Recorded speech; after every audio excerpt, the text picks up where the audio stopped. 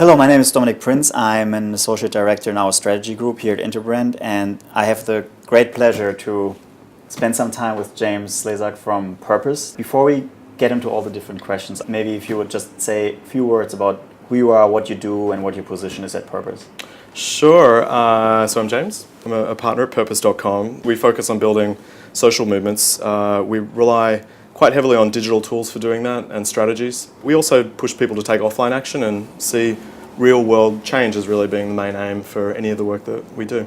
You just mentioned that you're rallying people around these huge movements. And obviously there are a lot of issues in today's world that we want to address. How do you go about prioritizing the ones that are most important and the ones that you want to dedicate your time to? We want to definitely start with the problems that we think are the most pressing and urgent in the world. So things like climate change, things like nuclear weapons disarmament, things that really threaten our survival as a species. It's a bit of a cliche, but it remains true.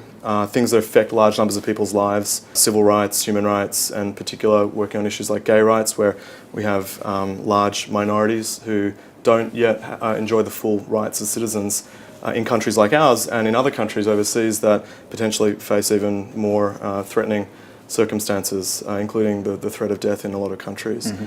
So big issues is one lens. The second lens is really around can mass participation have an impact on the issue, where large numbers of people participating in some way, creating some new source of power or putting pressure on existing institutions can be the path to victory. The third lens, third and final lens, is where we think there's a gap in the existing set of issue infrastructure, if you like. So on a lot of issues, mass participation matters.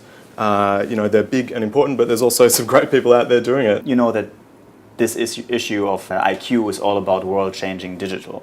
And I would be thrilled to learn from you what experience in the past maybe has influenced or changed or affected your own worldview of digital. Probably our earliest experience with doing online organizing back in 2004 was around the US presidential elections. And a group of us had concerns about the direction of foreign policy in the United States. The idea of using the internet to organize big communities for social change was relatively new.